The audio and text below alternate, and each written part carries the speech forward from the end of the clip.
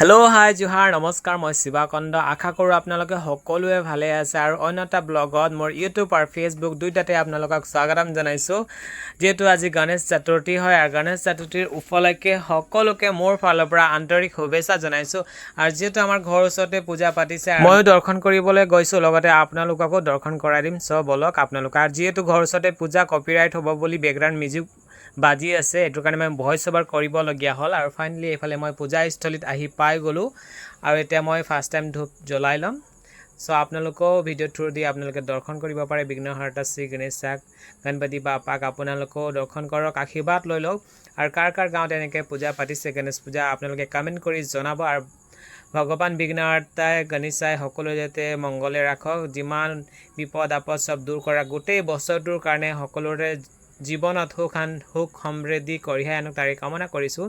ইয়াৰ এইফালে মোৰ দৰ্শনো কৰা হৈ গ'ল আৰু কোনে মোৰ ফেচবুক পেজটোত বা ইউটিউব চেনেলটো নতুনকৈ ৱাচিং কৰিছে মোৰ পেজটো বা মোৰ ইউটিউব চেনেলটো ছাবস্ক্ৰাইব ফ'ল' কৰিবলৈ পাহৰি নাযাব আৰু জলদিয়ে লগ পাম অন্য এটা ব্লগত চ' আপোনালোকে ভালে থাকক হেল্ডি হৈ থাকক আৰু ভগৱানে আপোনালোকক সুস্বাস্থ্যৱান দিয়ক তাৰে কামনা কৰিছোঁ